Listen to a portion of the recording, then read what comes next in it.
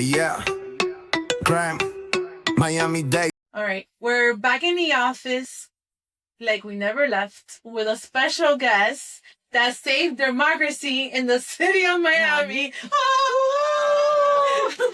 We have Emilio González. As recently as last night. Last Night when the third district court of appeals once again turned down Miami's appeal. Oh yeah. This was late last night. If you remember, we won our first trial in June, and then the city appealed, and then we won the appeal, and then the city appealed the appeal. Right. And last night, the judges ruled that they're not going to hear their appeal, that they have no grounds to appeal, and that they need to move on. Unfortunately, and I say this unfortunately, because the city still has one more card to play, and that is going to the Florida Supreme Court.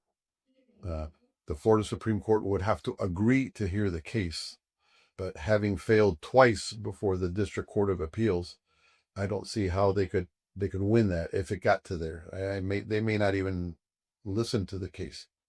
But it sort of begs the question as to why do they continue to do this? Why spend taxpayer monies? That is the point where and if you look at the history of, it's a very brief history of this election cycle. The Attorney General warned the city in writing twice, don't do this. The governor chimed in twice in writing, concurring with the Attorney General. 4 judges have told the city of Miami, you have committed illegal and unconstitutional acts. Why do they continue doing this? And whose money are they spending? My money. They're spending my money twice because I'm paying my lawyers and my taxes are paying the city's lawyers. Correct. And I'll go one step further. Okay. Yesterday, late in the day, not at night, late in the day, we won, and the court issued its decision. At about the same time, down the street from my house, a friend of mine owns a building, and I have a very large banner that says, Emilio González for mayor on Coral Way. If you're on Coral Way, you can't miss it. At the same time that the court was issuing right after the court was issuing its ruling, the Department of Code Compliance was issuing a citation to my friend's building for having a sign that was too big. With all the problems they can find in the city of Miami, the timing was just rich. Yeah. Lovely.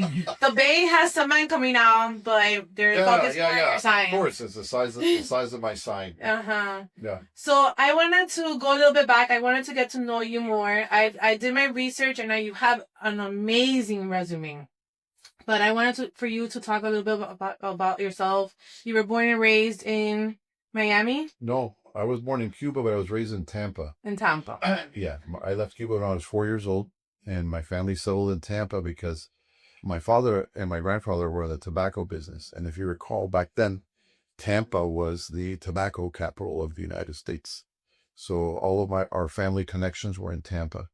So that's where I was raised. I went to college there. I went to the University of South Florida. I graduated young. I was 20 when I graduated. Oh, wow.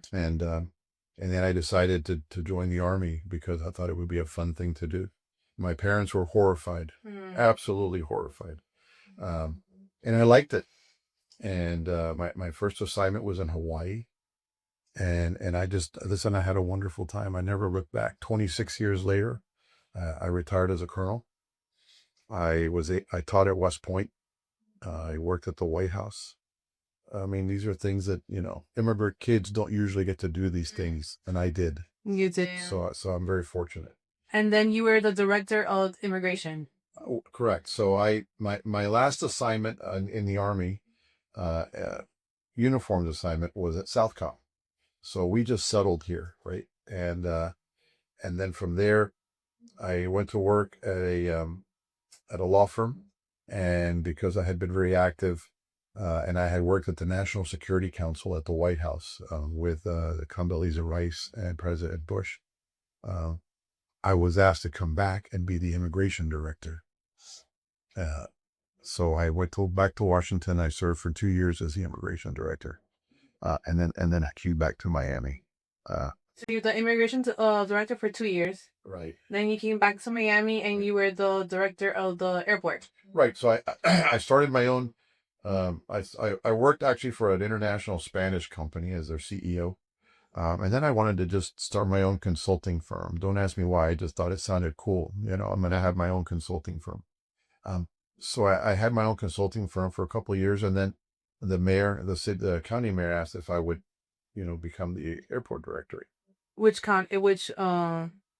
who? This would be Carlos Jimenez. Carlos Jimenez. Right. He asked you to become the director of the Of the airport. airport. You were there for 4 years. Almost five. 5 years. Almost 5. You worked with our beloved Ralph Coutier. I worked with Ralph Coutier. Yes, Ralph Coutier was your favorite person. Yeah, Ralph was one of my assistant directors. He was the assistant director for maintenance. I know him very well. So I know you. I don't know if you noticed the airport is not in the best condition right now. I mean, listen, it's every director has their priorities. That airport is in a lot of needs. It does. And one of the things, and I don't want to defend anybody. People can defend themselves, but in just about every major airport in the United States, you can grow, right? That airport is right in the middle of Miami. So there's nowhere to grow. So the only way you can make improvements is to make improvements on top of existing infrastructure. And that's very difficult to do. And that airport has grown by leaps and bounds. I mean, I think we're over 50, maybe even 60 million passengers a year. It's a huge operation. When I was there, it was probably the largest economic engine, or one of the top 3 between Miami and Washington. It is just an animal of economic activity there. So I did that just under 5 years, and quite frankly, I accomplished everything I wanted to do. My big thing was, and you see it today, Miami has always been a north-south city, right? The capital of the Americas. All of the airlines would always just fly to South America. And I thought, well, why do we do this? Why can't we be a true global gateway? And I spent 5 years meeting with CEOs, convincing them that Miami was a place where they needed to fly. So as a result, you now have airlines from Ireland, you have airlines from Qatar, from Turkey, you name it, Austria, Morocco, Emirates. Those are, each one of those planes that comes in is jobs for our community. And we truly have become a global gateway. And I'm very happy that I played a small part in that. But okay, maybe when you were there, the airport was in a better condition, but right now it's falling apart. Like, we were there last week, and como lo cubanos, hace falta una buena limpieza. See, yeah, one of the things that, listen, I like I say, you can only have one airport director at a time. But one of the things that I always found to be helpful, the most helpful thing that the airport director has is that he has his own budget. Okay? Correct. The airport budget does not appear on the county budget. The airport raises its own money. Okay, that's the most helpful thing. In my time, the most unhelpful thing was the Board of County Commissioners. And I say that in all sincerity, because it was very difficult to get anything done, because everybody wants a piece of the action. Everybody wants to know. I'll give you an example. If I have an opportunity to do something, some initiative, and I go before the commissioner de turno, right, whoever the airport committee is, all they wanted to know was, who's your lobbyist? Well, why does that matter? But you then found out very quickly that the airport is the largest economic engine in the county. The airport is the gift that keeps on giving, and lobbyists do quite well representing the airport. And the county commission, and unlike other places where airports are living, breathing ecosystems of economic activity, and they leave it alone, right? If it's not broken, leave it alone. Here, if it's not broken, let's break it. And that's unfortunate, but that's the experience that I had. Now, luckily, we've had new commissioners join the commission, but much younger people with different outlooks. But when I was there, it was very, very difficult to get even the most minimal thing done. So then from the airport, you went to become the city manager. So what happened was, I had told myself, and in fact, you can ask my staff, but whenever I go into a new job, I always use a paper, that butcher paper flip chart, right? Well, there, if you see old photos, wherever I've been, I have an old-fashioned flip chart, and I write down everything I want to do as the head of that organization. I've been very fortunate. I've been the head of every organization I've worked in, and I put them down, and every time I accomplish one, I put a line through it, and as soon as I get to the bottom, I'm gone. So you do like goals, and then when you're done doing all your goals, you go to the next. Go to the next one. Or sometimes I do 2 or 3 at a time. And when I was in Washington as the immigration director, my staff was mortified because I had like 15 things. I have employees. My secretary actually kept my chart as at acuerdo, because once I hit the bottom one, time to go home. And I did the same thing at the airport. And my priorities at the airport were to expand our reach, to make it a truly global airport, to bring in additional international carriers. The money is in the international air carriers. Okay. And then I realized that once I had completed my last goal was to bring in El Al, the Israeli airline.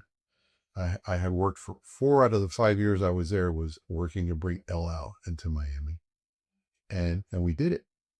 And just before I flew to Israel to come back on the inaugural flight, I'm done. The only thing that was left to do, which is being done now, is infrastructure, is construction. I'm an engineer. That stuff doesn't excite me. It may have said other people, but it doesn't excite me. So like everything else, cumplí, and I moved on. So you left the airport. I left the airport with the intention of going on vacation. I hadn't had a vacation in 6-7 years. And then I was asked to be the city manager.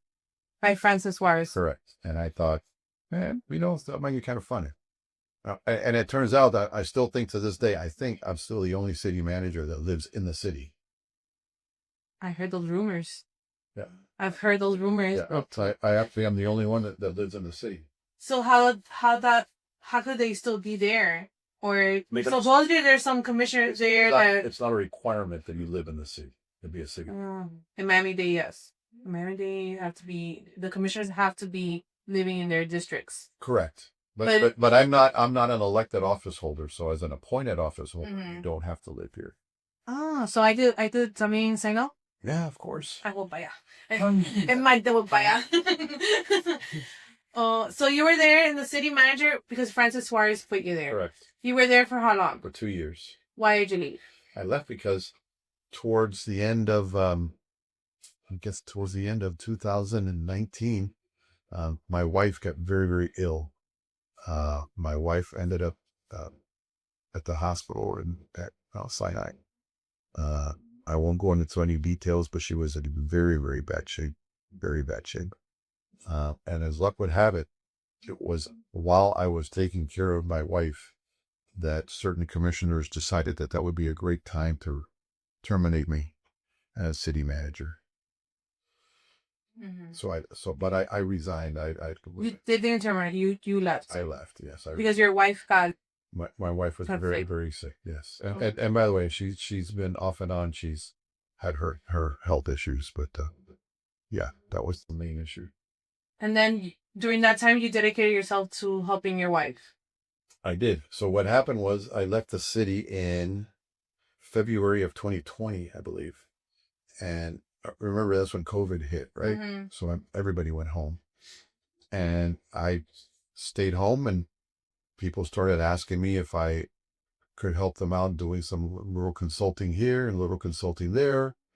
And I said, sure, I could do this. So I kind of, did some consulting from the house. Remember, we were all locked up then. Nobody was working anyway. And then that summer, an old friend and colleague of mine who lives in California called me and said, oh yeah, I just bought an asset management company and I need you to be part of the team. So I said, yeah, I could do that. So, but I'm not moving to LA. So I'm a partner in an asset management company. It's headquartered in Los Angeles. I work out of my house in Miami, and I've been there ever since for 5 years. And then from there, you were thinking about running for mayor? I would actually no. I was That was not, never your I plans. was that wasn't on my bucket list. But what had happened was, if you recall, I think it was last year. There was always something that Miami was in the news for, right? It was like a lawsuit, The a past settlement. 3 years, I think. Yeah, a settlement, a lawsuit. I ended up testifying in a lawsuit that was brought against a sitting commissioner, and people started calling me and saying, "Oh yeah, you need to think about doing this. Nobody knows the city better. We need somebody with your background, with your integrity," and it just sort of percolated, right? And then earlier this year, I went on a business trip to Tokyo, and fascinating city. Tokyo is a city of 15 million people, and everything works. Everything works. And I thought, why can't we have nice things? So I talked to my partners on that trip and said, hey, look, I'm thinking about doing this, and I may have to resign. And they go, oh, no, we don't want you to resign. No, we want you to do it. We'll help you. So I said, fine. So I came back in April the 9th is when I filed. April this year. Of this year.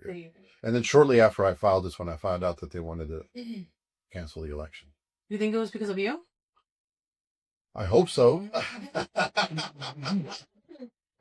Do you think they had it planned already, or they thought you join in as a candidate? I think it was percolating somewhere, and it wasn't until I decided to join in that somebody made the decision, oh yeah, we better pull the trigger now. Because Emilio's here. Oh. I would think. Oh, you never know. Everything is possible, right? Yeah. So I know in your resume, in your background, in each job or each position, you've been there for 4 or 5 years. Right. So my word is, if you become the mayor and you do your list and you accomplish everything, will you leave in the 4 years? Well, first of all, I have to be mayor to make the list. Okay, right. But play the. But one of the great things about being the mayor is that you do have a shelf life. So it's either 4 years or 8 years. It's not like you go into a job and say, hey, I'm going to be here for 15 years, or I'm going to be here for a lifetime. I will be the mayor of this city so long as it takes me to turn this city around and to make this city viable, to make this city work for all of its residents and not just for a few, and to change the whole vibe, if you will. I was walking, I'll be honest with you, this morning I was walking a neighborhood, and as I walked into small businesses, everybody would tell me, the city's a mess. Hay que cambiar esto. Esto no sirve. And then forget about walking other neighborhoods and having people say, hay que sacar los delincuentes, eso de ahí. I mean, we really have I will tell you, a reputational crisis, if you will. Very true. We have a reputational crisis. We have a governability crisis. And what does that mean? That means that our residents don't trust their elected officials. Right. Yes. They think as the elected officials just sit there and pass these laws, and it's almost like a predator state, right? They had a book with that title, A Predator State. We're the prey. Okay, we're the ones that have to deal with code when somebody, tells them their sign is too big, or you parked your car the wrong way, or all these other things, that I consider the code department to be, a de facto comité de defensa. Okay, because no matter what you do here or there, and I'm thinking to myself, isn't there anything important doing? The election issues is perfect example. Don't you think with all the problems we have, the city shouldn't be wasting all this time, energy, and money in trying to perpetuate themselves in office? And by the way, they can dress it up, but it really is a power grab. But we now have, and I told folks this is, I used to own a boat. And if you have a boat on Biscayne Bay and you look at our skyline, oh man, it's gorgeous. Absolutely gorgeous. You go 5 blocks in and people are struggling People are working paycheck to paycheck. Mm-hmm. People have high mortgage payments. They have high rent payments. They have huge real estate taxes to pay. Mm-hmm. They're paying a lot for childcare. They're paying a lot to take care of abuela. Some of them are paying a lot to take care of childcare and abuela. Yes. And Miami's getting more expensive. You know, the cost of living here is increasing, and the salaries aren't. Our young people are graduating from FIU, from UM, and you know what? They're not staying here. They're not. They're leaving. They're leaving. Yeah. They can't afford to be here. Mm-hmm. And I think that's sad. Because I think the mayor that there is right now, his focus is to make the city of Miami the next Dubai. Well, you know, With bringing all these businesses, bringing all these headquarters. Right, but you know, one of the wonderful thing about Dubai is that Dubai has oil wealth, and the Emir of Dubai can pass it around, and everybody in Dubai is flush with cash, Mm-hmm. and everybody in Dubai has really nice homes. By the way, a few people in Dubai actually work. All right. Yeah. They bring in foreigners to do the work. So yes, it's great. Let's all be Dubai. But you know what? Until we get there, people got to eat. People got to live. And we need to do something about the homeless. And the homeless. There's a huge increasement of homeless in the city of Miami. Let me touch on that first, and then I want to talk about something else. For many years, almost for decades, the city of Miami was under a court order called the Pottinger Agreement, and you should research that. And apparently it was a person named Pottinger that sued the city of Miami decades ago because they said that the city of Miami was mistreating its homeless and that the police was running roughshod on this homeless population. So the city reached an agreement with the ACLU and this person, Pottinger. It's called the Pottinger Agreement, which laid out a list of things that the police department could do and not do with regards to homeless people. And this thing was in existence, I want to say, for over 20 years. When I became the city manager, we had a homeless issue. I thought, man, this isn't right. So I actually went to court to sue to get out of the Pottinger Agreement. And the ACLU was against me. I actually had to convince our own attorneys to join me in this. And we won. And we won. And we were able to control our homeless issue. The problem we have is that in a lot of places, and listen, I suffered that where I live, you know, homeless people can do whatever they want. And it's like nobody wants to, you know, get their hands dirty metaphorically, you know, no, okay. If you take this person here, the ACLU will see, so what? But it's almost like crime, you know, where people worry more about the criminal than they do about the people who've been preyed upon. And it's getting worse. But again, Mercy, this is a leadership issue. And that's why I go back to when I talk to people, when I talk to businessmen, they tell you right now, nobody's in charge. Nobody is willing to make a decision. Departments don't work. The commission is out for itself. And everybody's walking around like, eh. Now, if you happen to be one of these tech bros and you're willing to come in and you know, build out 5 stories of a building on Brickell, then you're okay. But the rest of the people are kind of on their own. And so what I want to do is, you know, essentially it's one is reputability, governability, right? Let's make the city function again. Okay. The other thing is make it's affordability. Okay. I use that word specifically. There are a lot of things that we can't do for our residents. Like I can't build you a house. Okay. I can't pay your apartment. But what I can do is sort of work around the edges to have you have more take-home income, to live a better life, to afford living here. How do we do that? I'm a big proponent of Governor DeSantis' elimination of property taxes. I think it's a great idea. I think it's an excellent starting point for a discussion on how destructive property taxes can be. Okay. To his point, you could own your home, but if you don't pay your property taxes, the government takes your house. Therefore, you never own your house. Ever. Even if you pay off your mortgage. Ever. And then kind of as a subset of that, because the values are increasing and not keeping up with the salaries, if you happen to own your home and you bought it for $100,000 and 25 years later when you pass away, that house is worth $1.5 million. Mm-hmm. Your kids aren't going to be able to inherit your home because they'll not be able to afford the property taxes that are now attached to that value. Mm-hmm. Okay. So the property tax issue, I think, is huge. If we could find a way to eliminate or lessen by whatever percentage of homesteaders having to pay property taxes, I think that's more money in your pocket. The average cost of childcare for a working family is probably between $12,000 and $15,000 a year. A year. So what happens is people are working from payday to payday. Maybe one spouse is staying home to take care of the kids, which means that there's only one income coming in, yeah. And the chances of that family ever being able to move out of middle class is gone, because you're always going to be that low wage, one income family. Imagine if we could provide some relief with childcare. Okay. So imagine if on the other end, you need somebody to take care of abuelo because you have to work. Mm-hmm. Can we provide relief there? The first thing that I did when I announced that I was running for mayor is say that the minute I get sworn in, I'm going to call the governor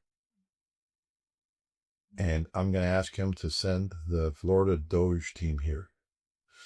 So why is that important? When I left being the city manager 5 years ago, our city budget was about $1.5 billion, roughly. This year's city budget is $3.5 billion. That's a $2 billion increase in 5 years. We also, if you remember back when Mayor Regalado, his last year, we passed that $400 million resiliency bond. We also got $130 million from the federal government during COVID. Okay, where is that? Mm-hmm. So you're willing to do an audit, and you're not willing. I'm going to do an audit because, in the best of circumstances, okay, $3.5 billion. If things are tight in your household, you sit at the table with your husband and you say, we got to cut back. Mm-hmm. We need to cut back 10%. We cut back here, we cut back, but you do it.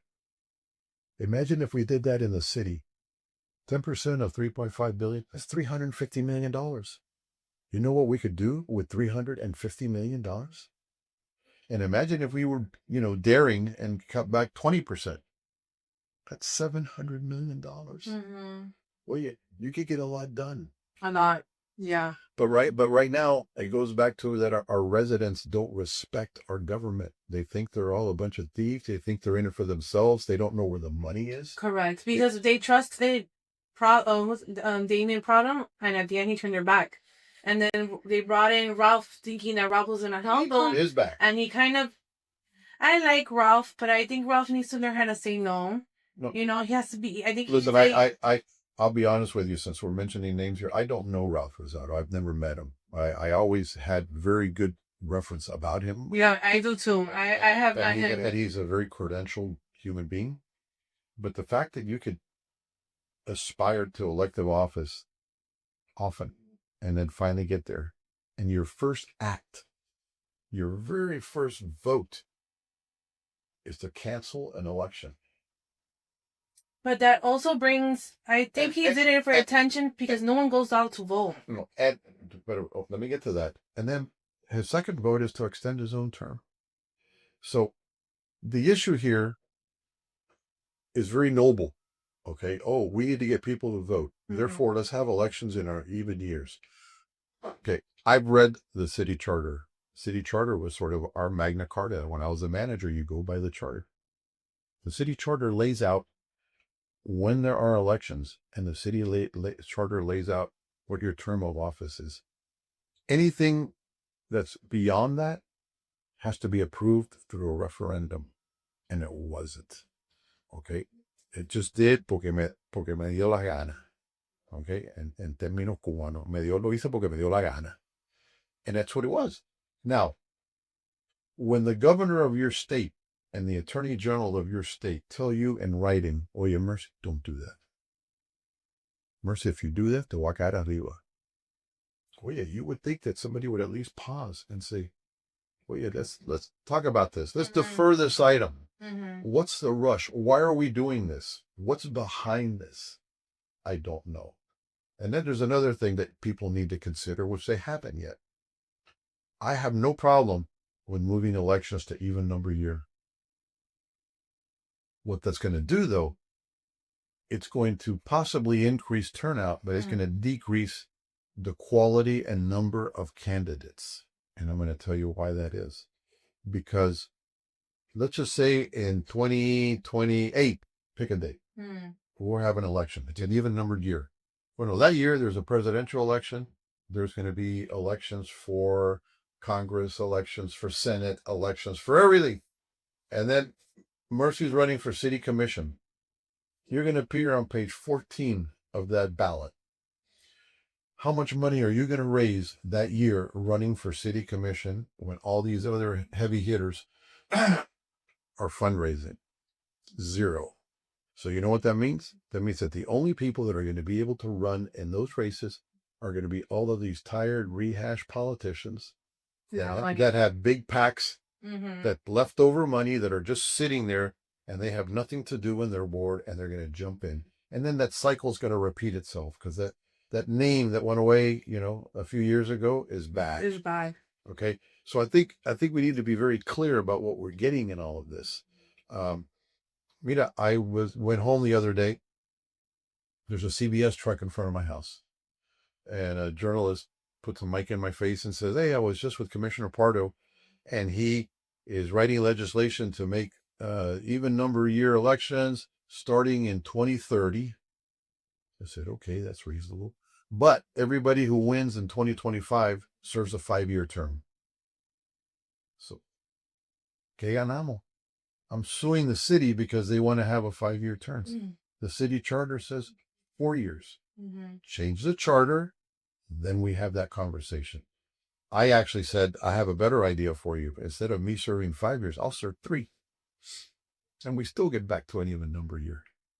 Oh, I don't know about that. That could be. So again, listen, I think that the idea is very noble. I just don't understand what's the rush. What's the impetus? What's behind this? You would think that in a city like ours, where we have affordability issues, we have flooding, we have crime, we have any number of problems. We have a huge reputational issue. Hey, let's steal an election. What a great idea. And even though the governor and the attorney general said, no, let's do it anyway. Porque me dio la gana. Has DeSantis done anything about it, or they just send a letter and that's it, or? Well, they're letting this play out, right? Yeah. The attorney general has sent his opinion twice in writing, and the DeSantis has twice publicly in writing said, hey, I agree with the attorney general. And he's also made some public statements when he was asked. In fact, he even made a statement that he had the power to remove them from office. But here's another one, Mercy. The city charter, which we all love now, also says that if anybody commits an unconstitutional and illegal act, they must resign their office. I'm waiting. Yeah. Okay? that the attorney general... The court just know. Yeah. The attorney general, the U.S. District Court, and the U.S. Court of Appeals have all stated in writing that what they're doing is illegal and is unconstitutional. I'm waiting. As far as I'm concerned, as soon as this thing is final, whether it goes to the Supreme Court or not, everybody there who voted for this is an illegal elected official. So their seat right now is in hot waters. It could be. It could be. It could be. But unfortunately, what the charter also says, the same way the charter says you have to leave office, it doesn't say who forces you to leave office. Okay? Because they're not going to volunteer to say, oh, man, I messed this one up. I'm going home. No. Somebody's going to have to enforce that aspect of the city charter. I believe the language is if you willfully or violate in an unconstitutional way the city charter, you must vacate your office. Yeah. Esta novela is getting long. Esta Netflix series is getting too long for me. And a lot of money spent. A lot of money. I know you're going to court with these attorneys. That also negates Damien Pardo's proposition that we're going to do this and save money. Mm-hmm. Okay, how much are we going to save? About $800,000 a year. Really? How much are you spending on this trial? Correct. How much are you spending defending other commissioners who have been accused of any number of misdeeds? Mm-hmm. Okay, it doesn't make sense. And it goes back to my original question. Why are we doing this? Mm-hmm. Why now? Why period? Why? If you really want to get more people to vote, you know what you do? You take some of this money that you're spending on lawyers and you establish a civic campaign and you encourage people to vote. And before every election cycle, you start putting commercials out there saying, if you have to vote, you have to vote, you have to vote. And that is actually much more cost effective. And that is actually much more direct. Mm-hmm. But I consider myself a learned man. I'm not convinced that Miami is going to fall off the edge of the earth if we don't go through all of this. Mm-hmm. And we still don't know how much this has cost. Yeah.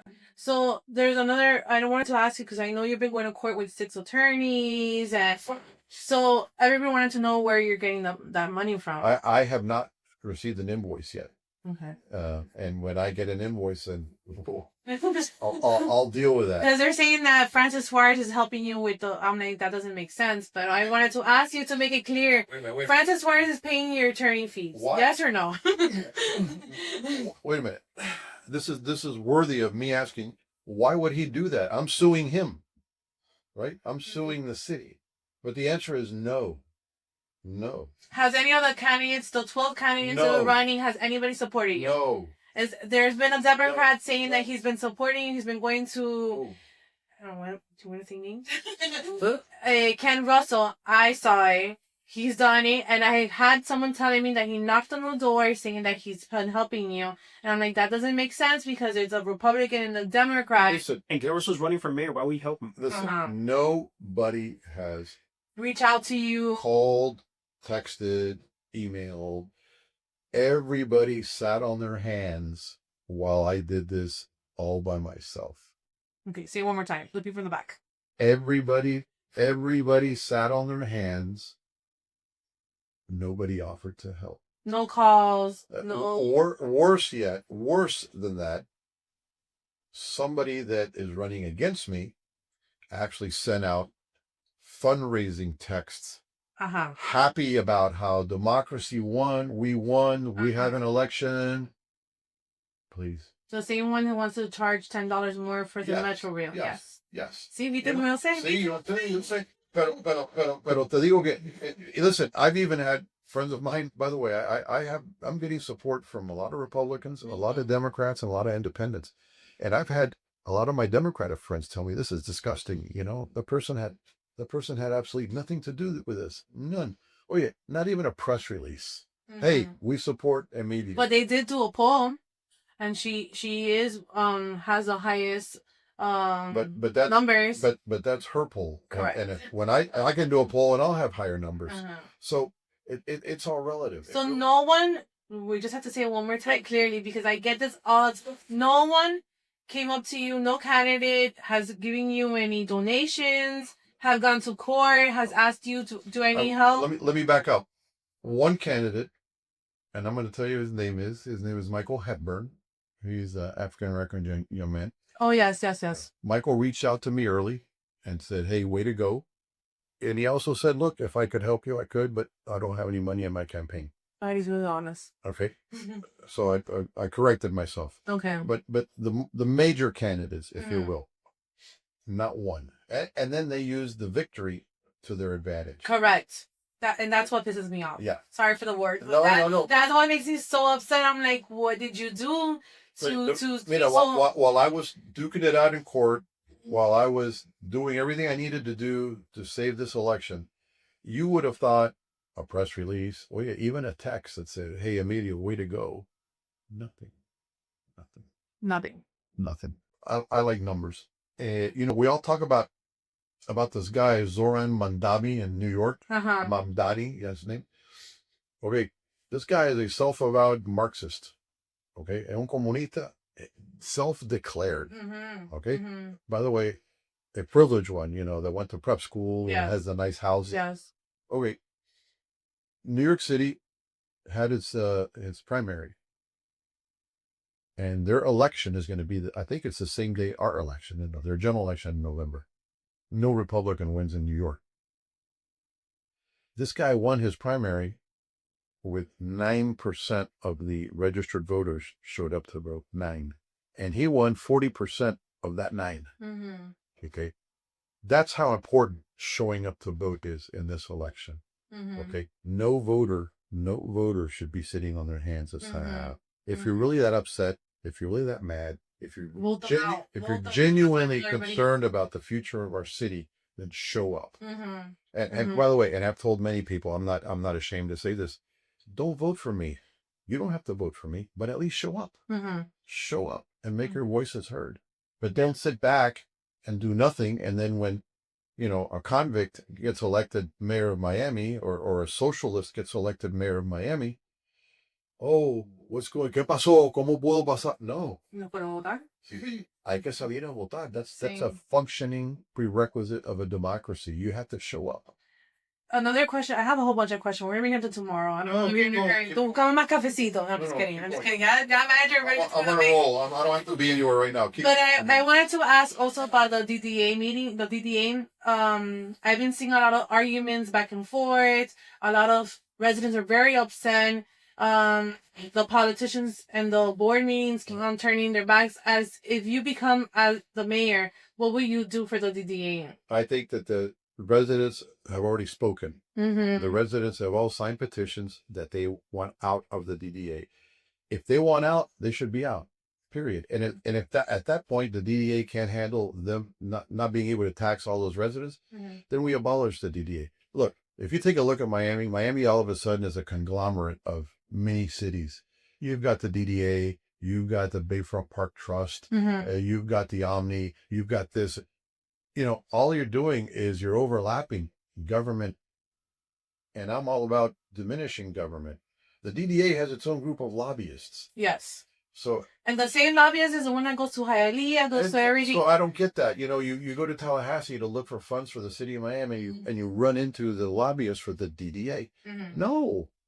These things this is not common sense. Right. Okay? But it's almost like everybody wants to be in charge of something. Everybody wants to be a mini mayor. I want to be the head of this. I want to be the head of... No. So under you will stop the DDA. I will let the residents decide what they want to do. So you will take it out for a vote. Absolutely, and they should opine. Mira, escucha, Jane Torres. No, they had a straw vote. They even suggested to the commission, how about just a non-binding straw vote to kind of gauge the sentiment? And the commission said no. Come on, that's not how democracy works. Yeah. And I will grant you that the DDA, for whatever good they're doing, they command some of the highest municipal salaries in the county. You've got people there making more money in the city of Miami. We saw that on Thursday when the residents were like, "How come she's making more money than the mayor?" Not even the commissioner sitting next to her doesn't make that much money. Exactly. And listen, I feel the same way for the Bayfront Trust. Okay, why can't that be part of the Parks Department? And you save yourself all of this infrastructure, and all that money goes into the general fund of the city, or it goes into the park fund. Okay, no. Right. Yeah, but you have to have those conversations first. Yeah. One of the things that I tell people when I speak is, I can have every conceivable good plan for the city of Miami. I could tell you that I'm going to discover the cure to cancer tomorrow in the city of Miami, but none of that stuff will get done unless Emilio González is the mayor. Because if you look around at all the other candidates, nobody there is capable of pulling this off. You have candidates on the far left. You have ethically challenged candidates. You would have people that want us to go hug a tree every day and build more bike lanes and the traffic. And we need common sense. Yeah, we need to bring it back. I'm not saying we need to go backwards. No, I know. But we need to bring it back. And you know what? Sometimes it's healthy to be the pothole mayor. Sometimes it's healthy to worry about your residents. Sometimes it's healthy not to worry what my international image is. And we need someone that can support small business because Absolutely. they're struggling out there. Small business is beyond struggling. Small business feels like they've been abandoned. They feel Yeah. like they've been targeted, that they are a target of opportunity for the powers that be. Okay. Look, another thing that I will tell people, whether they like it or not, the next mayor is going to have a relationship with the governor and a relationship with the White House. Nobody running has that. I have a relationship with our governor. I have a relationship with the White House. I actually served on the president's transition team. I know how to get stuff done. I know where to go to get stuff done. I know who to see to get stuff done. The calls, doing the calls. Nobody else could do it. You think that a liberal Democratic mayor is going to have any chance whatsoever of making their case? Yeah. They're not. So again, this is for me, this is not a vanity prize. It's not a trampoline for higher office. I'm not interested in being ambassador or whatever. I'm not interested in being secretary of this or of that. I'm here to be the best mayor I could possibly be for the residents of the city of Miami. There's also some organizations in the city of Miami that their funds are frozen. There's one called Circle Brotherhood. Right. There's Survivor Pathway. I don't know if you heard of them. Yes. And they need help. It's an amazing organization that doesn't get answered from anybody. Are you willing? I hear that all the time. No, nobody gets answers. Nobody Correct. makes a decision. So are you willing to sit with the And you know Survivor what? Pathway? I'm willing to sit with everybody, but before we do that, I want to be able to see how much money I have. I can't offer people money that we don't have. By the way, 75% of the city budget goes to pensions and salaries, which means that our disposable income is actually quite limited. So let's see what we have. Well, yeah, let's see what it is we're spending on that we don't need to spend on. What are our must-haves and what are our nice-to-haves? Okay, and a lot of these NGOs out there, they do great work. Some of them maybe not so much. Some of them maybe should be getting any money. But let's sit down and have that conversation. You're not going to have that conversation with anybody else running. You're not, because they're all smarter than everybody else. They already have their plans. I'm going to build, 10,000 new affordable housing units. I'm going to, work on transportation. What have we done on transportation? Yeah. Okay. For the homeless. Since I've been living in Miami, we've been talking about a metro rail all the way down to. Me too. Yeah. All my life I've been living here in the metro every year. We can't we can't even get a line to the beach. Okay, so don't sit there and tell people that you're the transportation wizard or you're the affordable housing wizard. Here's another thing. Because of where we are, Miami is a mecca for the homeless. And I'm not being funny. No other city in this county has a homeless problem except Miami. Why? Because they sent all their homeless to Miami. Okay, and then they'll look you in the face and say, oh, well, it's because you have all the services. No, why don't you offer the services? Why does the city of Miami get this largesse? So that's a conversation that needs to... That is very interesting that you're saying that, because Homestead is trying to, the past, let's say, 3 years, trying to open a VA hospital. They had to collect signatures from the residents to show to the board meeting that they really want to do that. And it's funny that you just said that it is in City of Miami. That's where Camila's house is there. Everything's there. Mira, I did when I was the manager, I worked with my my human services director, and I did it. It wasn't supposed to be a joke, but they thought it was a joke. Find out how much it would cost for me to rent out an entire motel in Coral Gables. 50 rooms, double occupancy, for us to send our homeless to Coral Gables. ¿Para qué fue eso? I'm pretty sure the mayor got very upset. Well, the mayor didn't call, but the word got out, and I was getting calls from people saying, how dare you talk about sending homeless to Coral Gables? No, but it's okay to send them to Miami. That's okay. That's fine. Okay? But I think we need to have that conversation. It's got to start somewhere. And these are the things that again, I tell you that I'm willing to have these conversations. but you're going to find people that are running that are going to sit there and say, vote for me because I'm going to fix the traffic problem. Mm-hmm. Oh, yeah, I'm going to fix the flooding problem. I'm going to. This year, no one talked about hurricane prepare for hurricane. Thank God we didn't get, well, so far, we haven't gotten anything. But forget hurricanes. If we get a light rainstorm, Brickell's underwater. Yeah. And Brickell is supposedly our financial center. Mm-hmm. You know, that Brickell downtown area is really the living, lifeline of our city. Mm-hmm. Now, a lot of people don't want to hear the fact that Brickell is almost at sea level. Brickell's built on a swamp. Mm-hmm. And there are so many things that you can do. Listen, I had a chance to visit the Netherlands as the manager, because Holland, the Netherlands, they've done incredible amount of work with regards to flooding. In fact, 20% of the Netherlands is reclaimed land from the North Sea. But some of the things that they do are pretty draconian, right? Like, you want to build a seawall that's 35 feet high? Then people will say, well, I don't have a view then. Or do you want to put these humongous gates on the Miami River of open and close? That's another thing, because we have pumps, right? And the pumps pump the water out. Well, because we're almost at sea level, you pump the water out, then it comes right back up to the Miami River. If you wanted to put up a seawall, you'd have to go out like 50 miles. Because if not, the water will go with gravity. It'll come around. It'll come around.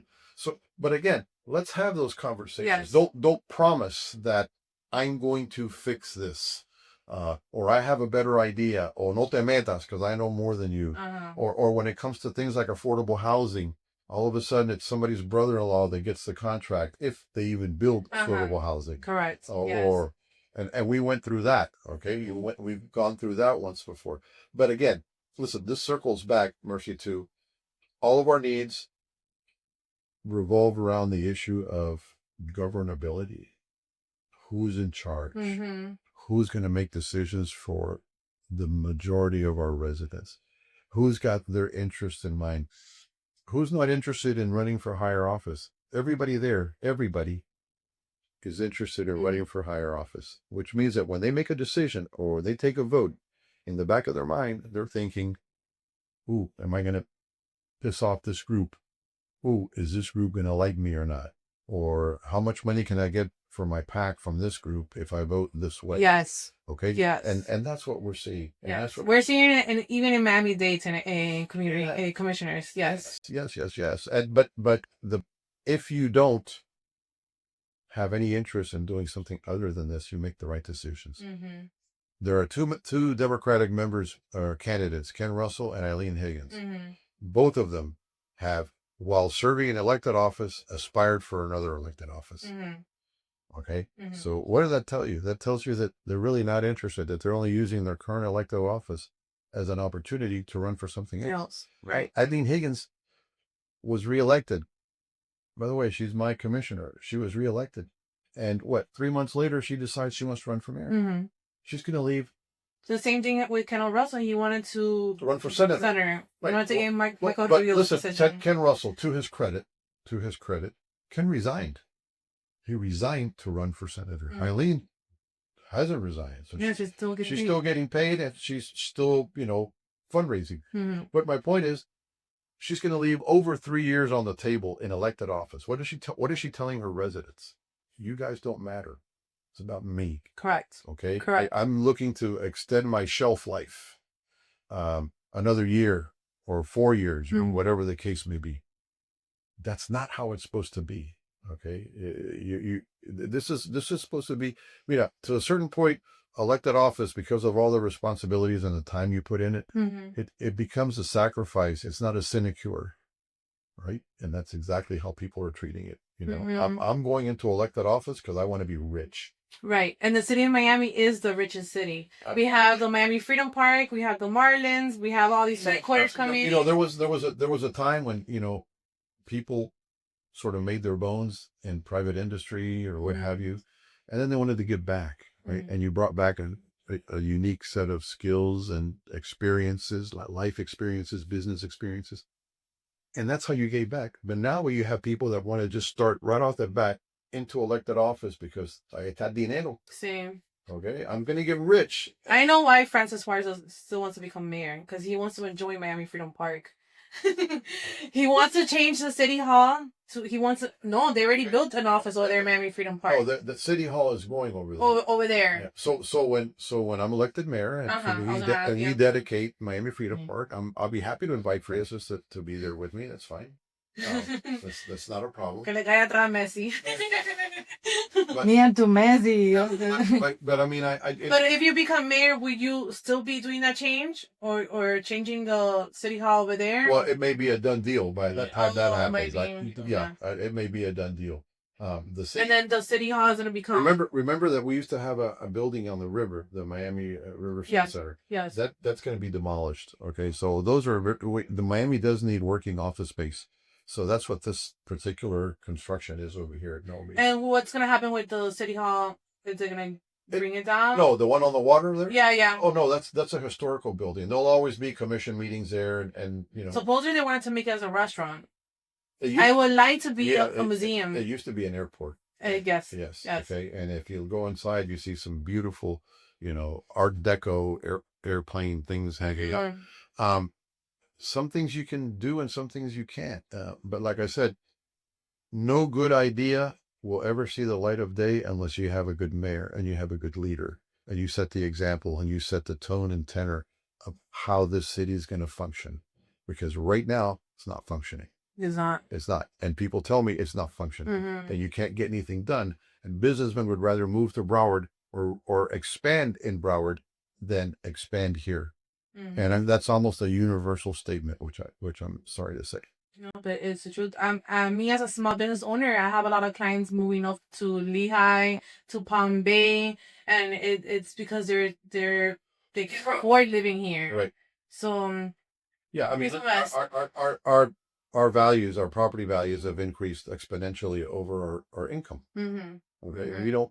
people don't make money here. This is not a high income city. All of those tech jobs that come down are very targeted, Mm-hmm. right? So you bring down, you open up a new tech hub and you hire 200 people. Well, that's fine, but our needs are more than 200 people. Yeah. We also have, and this goes to, I think the mayor's been very good about, becoming the city's chief marketing officer. Mm-hmm. People move from all over the place, right?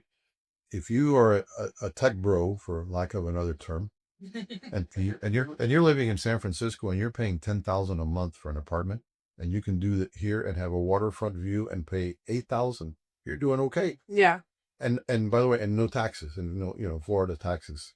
So great for that guy or that gal, Yeah. but it doesn't do anything for the rest of the people in the city of Miami. Mm-hmm. Okay. So I have my last question. I promise. A lot of seniors DM me and they wanted to ask you if there's any way that you can work with them in the sense that they want to stop the taxes for the school boards, that they still get taxes for the school board.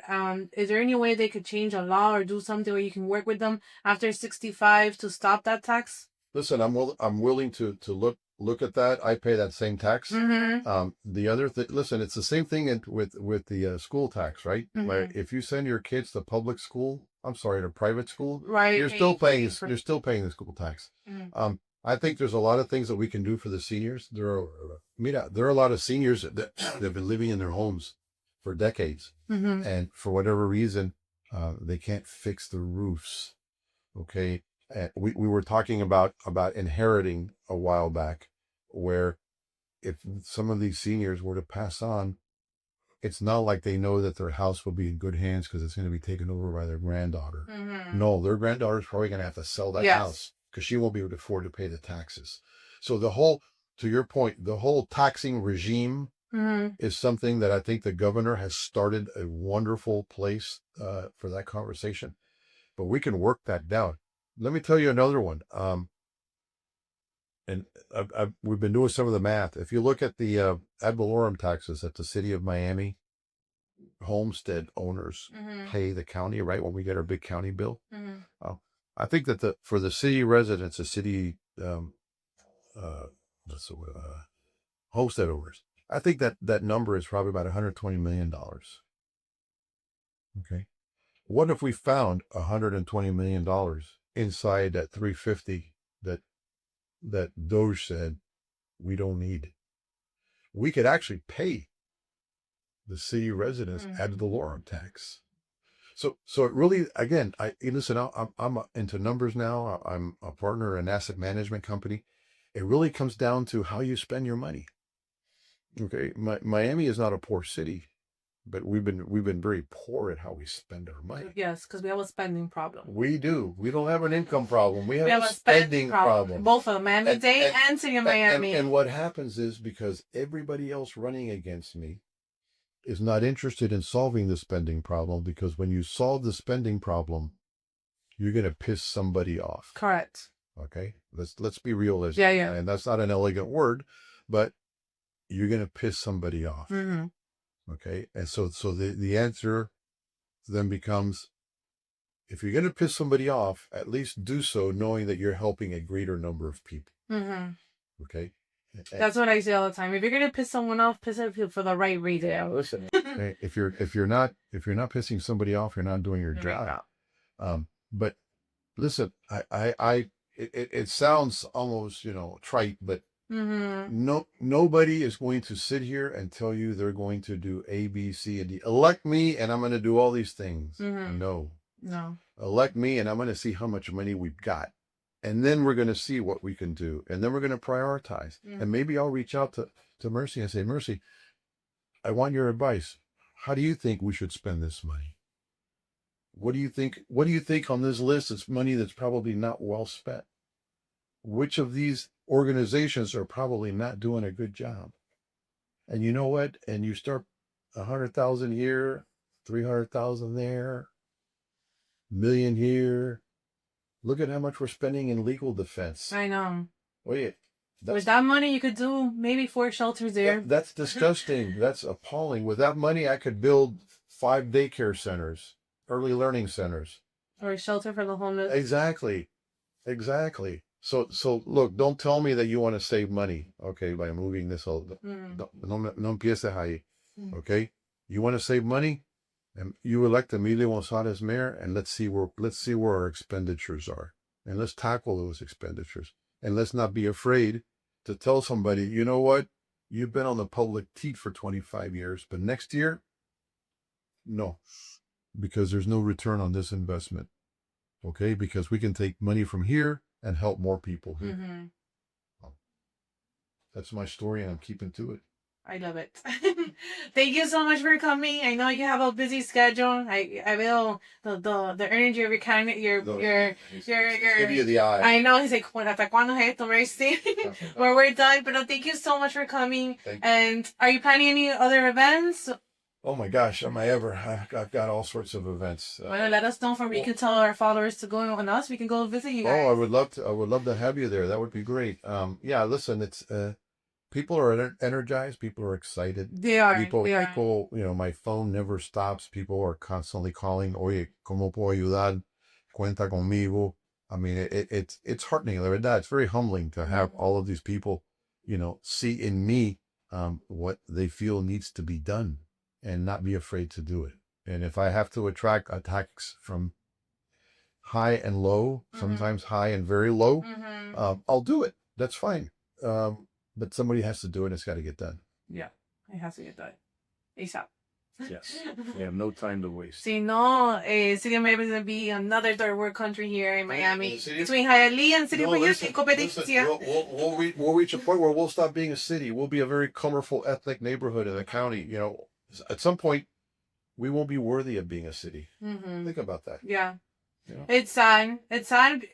For me, it's very sad and it's very personal. That's why I joined in Miami-Dade today, because I'm born and raised in Miami. And I want to see a beautiful Miami. I want to see it better. But lately I've been seeing it going backwards. And I see that the rich only cares about the rich. They don't care about the middle class, and they don't care about the homeless. Correct. And I want to, that's why I want to bring the candidates that I think are the right ones to help me with this goal that I want. I went to City of Miami on Thursday. Eso está, vaya. I left there with my, vaya, no sé what the perfect word to describe it in a nice way. The increasing of homeless is the whole street. The whole street. There was people using the bathroom, taking a shower in the middle of the streets. Yep. So we need someone to help us with that issue. Cuando Emilio González gane, se acabó el relajo. That's all I can tell you. Se acabó el relajo. Ahorita a las 5 de la mañana, military hour, Oye, así. en este momento, Miami es un relajo. Mhm. Especially for our residents. Our residents don't respect our city government. They don't. They really don't. They disrespect them and take us it's like a joke, you know? Exactly. Es un relajo, and that's got to stop. Y Miami se está vendiendo los developers. Ese es otro problema que es que Miami, el condado y las ciudades están vendiendo los developers. Sí. Y ahora se va a aprobar el día 3. Están haciendo, hay un problema en Miami, que Miami en definitiva es una ciudad, es una vieja con colorete. Sí. Entonces, tenemos muchos problemas con los alcantarillados y con las fosas sépticas, y están aprobando ahora